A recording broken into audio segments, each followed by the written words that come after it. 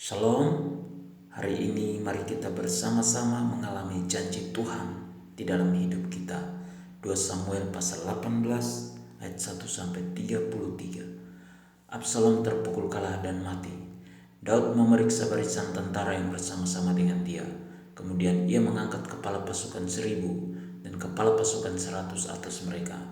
Lalu Daud menyuruh tentara itu maju berperang. Sepertiga di bawah perintah Yoab, sepertiga lagi di bawah perintah Abisai, anak Seruya, adik Yoab, dan sepertiga lainnya di bawah perintah Itai, orang Gat itu. Lalu berkatalah raja kepada rakyat, "Aku juga akan maju berperang bersama-sama dengan kamu." Tetapi tentara itu berkata, "Janganlah tuanku maju berperang, sebab apabila kami terpaksa melarikan diri, maka mereka tidak akan menghiraukan kami. Bahkan sekalipun mati separuh daripada kami, mereka tidak akan menghiraukan kami. Tetapi tuanku sama harganya dengan 10.000 orang daripada kami. Sebab itu adalah lebih baik bahwa tuanku bersedia menolong kami dari kota." Kemudian berkatalah raja kepada mereka, "Apa yang kamu pandang baik akan kuperbuat."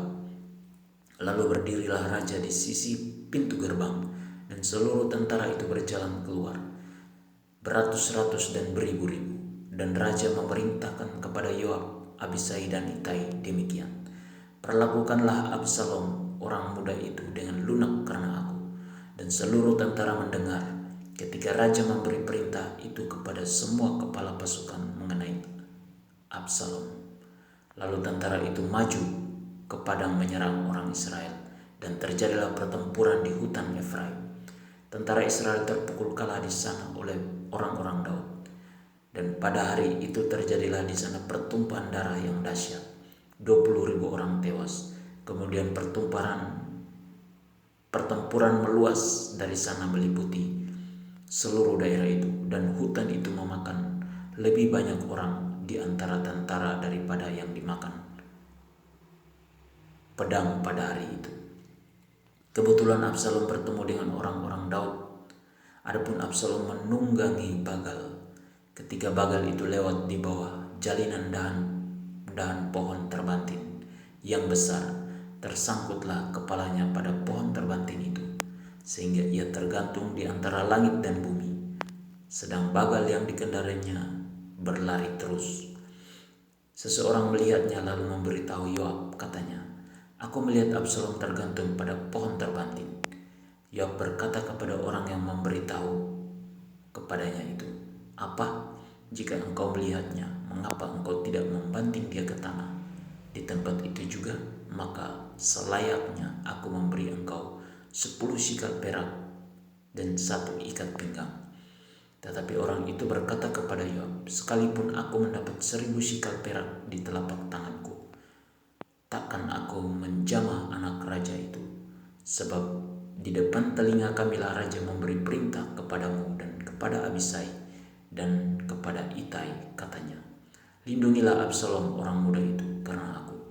Sebaliknya, jika aku mencabut nyawanya dengan khianat, tidak ada sesuatu pun yang tinggal tersembunyi kepada raja, maka engkau akan menjauhkan diri.' Tetapi Yoab berkata, 'Aku tidak mau membuang-buang waktu dengan kau seperti ini.'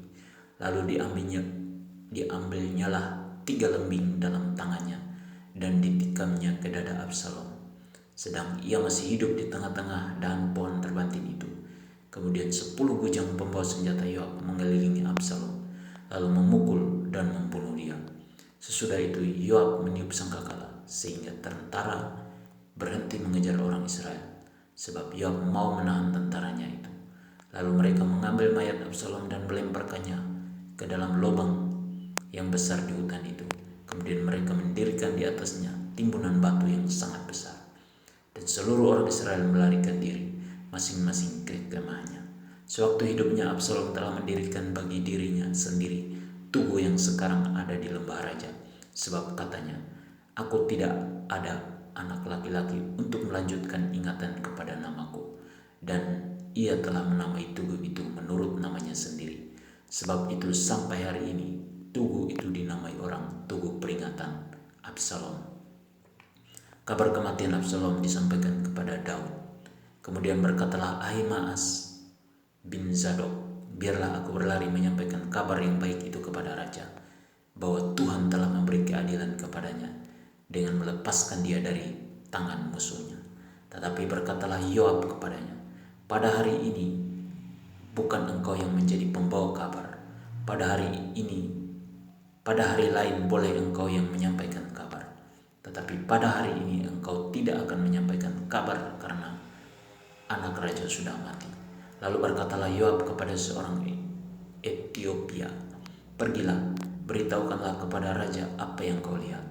Orang Etiopia itu sujud menyembah kepada Yoab, lalu berlari pergi. Tetapi berkatalah sekali lagi Ahimaas bin Zadok kepada Yoab, apapun yang terjadi, izinkanlah juga aku berlari pergi menyusul orang Etiopia itu. Tetapi kata Yoab, mengapa juga engkau mau berlari pergi, anakku? Apakah engkau membawa kabar yang menguntungkanmu? Jawabnya, apapun yang terjadi, aku mau berlari pergi. Lalu berkatalah Yoab kepadanya, kalau demikian larilah. Maka berlarilah Ahimaas mengambil jalan dari lembah Yordan, sehingga ia mendahului orang Etiopia itu. Adapun Daud duduk di antara kedua pintu gerbang, sedang penjaga naik ke soto pintu gerbang itu di atas tembok. Ketika ia melayangkan pandangnya, dilihatnyalah orang datang berlari, seorang diri saja. Berserulah penjaga memberitahu raja. Lalu raja berkata, jika ia seorang diri, maka kabar yang baiklah disampaikan.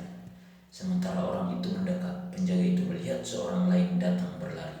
Lalu penjaga itu menyerukan kepada penunggu pintu gerbang, katanya, lihat, ada lagi orang datang berlari, seorang diri. Berkatalah raja, itu pun membawa kabar yang baik. Sesudah itu berkatalah penjaga, aku lihat cara berlari orang yang pertama itu seperti cara berlari Ahimaas bin Zadok. Berkatalah raja, itu orang baik, ia datang membawa kabar yang baik. Lalu Ahimaas berseru katanya kepada raja, selamat. Kemudian sujudlah ia menyembah kepada raja dengan mukanya ke tanah serta berkata, terpujilah Tuhan Allahmu yang telah menyerahkan orang-orang yang menggerakkan tangannya melawan tuanku raja. Lalu bertanyalah raja, selamatkah Absalom orang muda itu? Jawab Ahimaas, aku melihat keributan yang besar ketika Yoab menyuruh pergi hamba raja, hambamu ini, tetapi aku tidak tahu apa itu. Kemudian berkatalah raja, pergilah ke samping, berdirilah di sini. Ia pergi ke samping dan tinggal berdiri. Maka datanglah orang Etiopia itu. Kata orang Etiopia itu, tuanku raja mendapat kabar yang baik, sebab Tuhan telah memberi keadilan kepadamu pada hari ini dengan melepaskan tuanku dari tangan semua orang yang bangkit menentang tuanku. Tetapi bertanyalah raja kepada orang Etiopia itu, selamatkah Absalom orang muda itu? Jawab orang Etiopia itu, biarlah seperti orang muda itu musuh tuanku raja. Dan semua orang yang bangkit menentang tuanku untuk berbuat jahat. Kesedihan Daud, maka terkejutlah raja, dan dengan sedih ia naik ke anjung pintu gerbang lalu menangis. Dan beginilah perkataannya sambil berjalan, anakku Absalom, anakku, anakku Absalom, ah, kalau aku mati menggantikan engkau, Absalom anakku, anakku. Perintah Tuhan supaya kita mentaati apa yang diperintahkan Tuhan kepada kita. Janji dari Tuhan, yaitu Tuhan